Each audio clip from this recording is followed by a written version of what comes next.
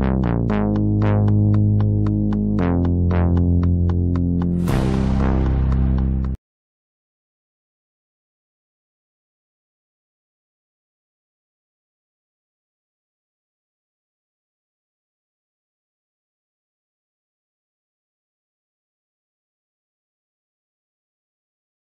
good evening, everybody. It's KB5 MIQ Big Boy. Old ham radio cat here crawling up in my lap.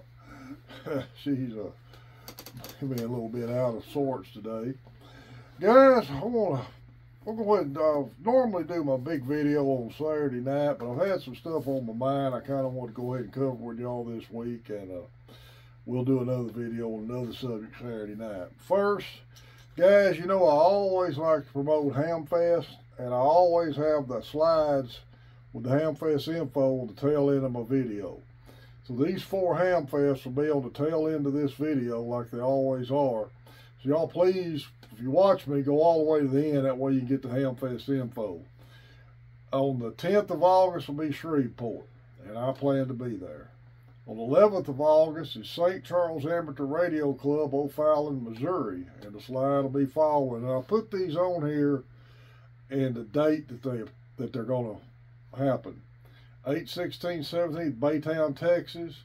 9, 6, and 7 is Mena, and I plan to be there. I'd originally planned to be there both days, but it looks like I'm probably only going to be there on Saturday. So, anybody else got a Hamfest, tailgate sale they want me to promote, shoot me an email. My email's good on QRZ. I'll put it in the description of this email. And it's always on the end slide with the 10-meter group info. And I'll be glad to put it in a video. Guys, we got a couple of subjects we're going to talk about today. One is the proliferation of these cell phone-based radios that they keep selling people, thinking that they've got a radio now. 2 friends of mine, and I was in the Air Force with, Anthony, Whiskey Delta 5, Juliet Alpha, India. Actually, Anthony was the one that got me set up with Red Horse through work on their communication team. Anthony's been a ham a long time, super good guy. And Robert, a guy I worked in operations and an electrician with, same super good guy, good friend of mine, has been asking me questions, and I'm trying to steer him in toward ham radio and maybe GMRS radio also. But we're trying to get him in there.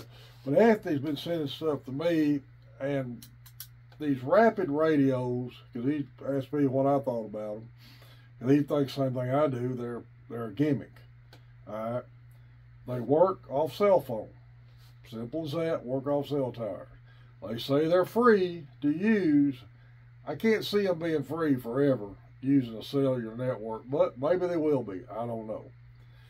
Also, Anthony sent me one. If you have an Apple Watch, there's an app, walkie-talkie app on Apple, he actually used to talk to one of his kids in Ireland with, which I'm not saying it don't work. It don't. I mean, I'm not saying anything that won't work, but it'll only work as long as there's cell service. So that's something to think about. All right. They're not radio. They're not amateur radio. They're strictly internet, cellular-based way to communicate. It's all they are. And when the grid stuff goes down, they're not going to work. All right.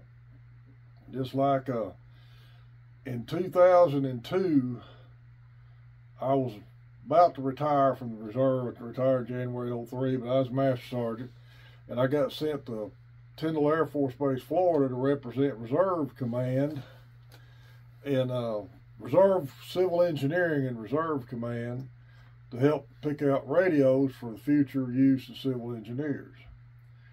And everybody was promoting cell phones and satellite radios. That's all they wanted to hear. Live stream, instant work, all you gotta do is plug and play, turn them on, is all they wanted to hear. You already seen when I mentioned I wanted to keep HF radio and hardline field telephones with switchboards in the TO&E. You thought I pooted at the church social. Man, they did not understand that. In fact, one of the active duty guys agreed with me, but he said, we're not having any luck selling the command group on that, because everybody's after the latest gimmick. So, and these rapid radios, Apps you can use on the phone as a radio, to me, they're gimmicks. All right. Now, somebody's going to sit there and say, well, all right, big boy, these hotspots and DMR fusion radios, they use cell phone internet too. Ain't that a gimmick? No. Okay.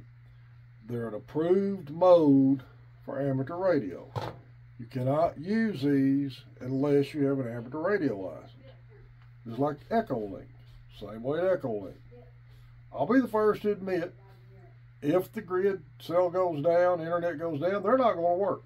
Okay? But that's why they're not recognized modes for emergencies on a field day use or emergency use. But they're still amateur radio modes that we have available. I don't have a bit of problem with them. For one thing, it's just another way innovations in amateur radios trying to keep up with current technologies. It's a way to attract these cell phone kids into the hobby.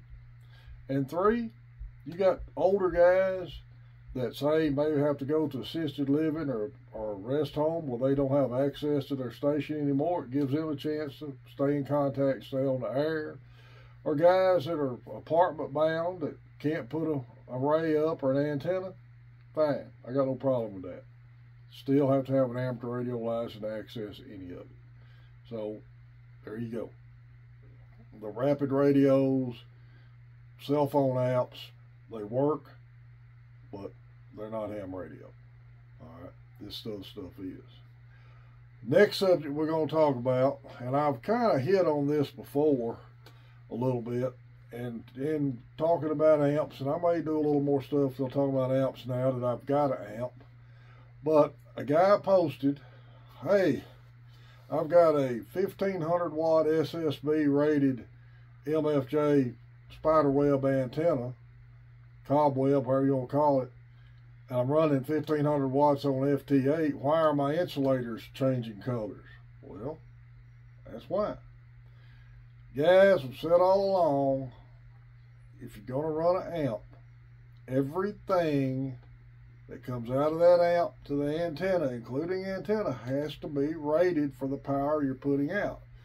You look at antennas. If you purchase a new antenna, or if you build an antenna, you're still going to have a balun rated for the power, and the antenna has to be rated for the power.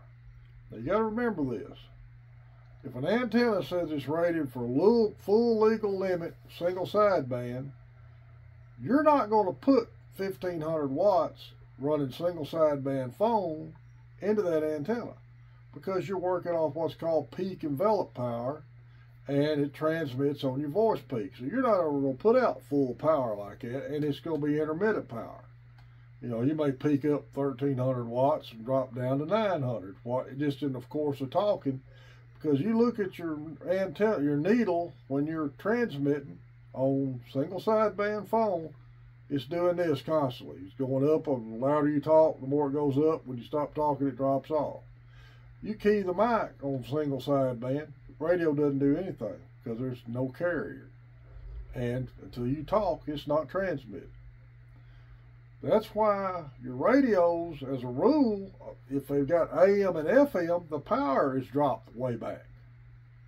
I think this 891 drops back to 40 watts on AM. Because AM is a key down mode, just like FT8. All right. When you hit transmit running FT8, it's holding that transmitter down. It's transmitting whatever power level you've got set on that radio until it stops that transmission. And your needle does this. It don't move. It's a key down mode. So, if you're going to run, which I don't know why you would run that much on FT8, not knocking it. People want to do it, that's fine. I run 50 watts on FT8 for a couple of reasons. One, that's all you really need, maybe even less. Two, it's not my radio. I don't want to damage Kent's radio. So I turn the power down to 50 watts, and I keep an eye on the SWR meter, make sure everything's right. And you do FT8, your needle stays up, you're in key down about probably a good 20, 30 seconds. Don't take long to get a radio hot doing that. Same way with your antenna. If it says it's rated for 1500 watt single sideband, you can't put 1500 watts in a key down mode like FT8 through it. Alright? You're going to have to look at the ratings of your antennas. A lot of brand new antennas you buy are only rated for 300 watts. I was looking at Buckmaster antennas. Tim runs one. They've got a 300 watt version and a 3000 watt version. The main thing is learning, and I know that guy was a newbie. I'm not knocking what he did. I'm not making fun of him. I just use it as an example. We've all made mistakes. Even CW, for no faster than you hitting a dot and a dash with CW, you're putting out full power to that radio. And I burnt a set of finals up in my first 701 trying to practice CW into a bad antenna.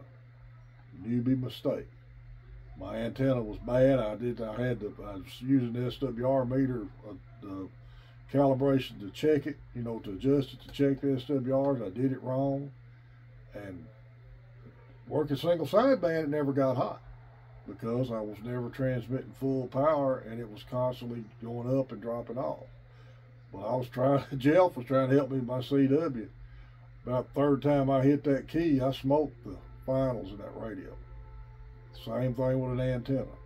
If you put full legal limit in a key down mode and an antenna not rated for it, you're going to destroy the antenna, the bowling or anything. It's like this 10 meter Moxon I've got up. It's rated for 1K single sideband. I wouldn't run any FT8 through it with an amp at all. If I did, I'd turn it down to 500 watts, which to me, running FT8 with an amp is not really necessary. Again, your shack, your choice. Guys, we're at 1568. We get 1700, we're going to do another giveaway. I appreciate everybody subscribed to the channel. Remember, main trading company in Paris, Texas are getting closer and closer to moving into their new location. All the slides following here will be all the current Hamfest that I have right now. If you want to put any more Hamfest in, send me an email with the info, preferably a pic of the slide showing the info of it. Keep Dan Majors in mind if you want any radio repair. His info's on the first of the videos right after the MFJ and MTC intro. Thanks again, everybody. Subscribe to the channel. It's KB5 MIQ Big Boy 73.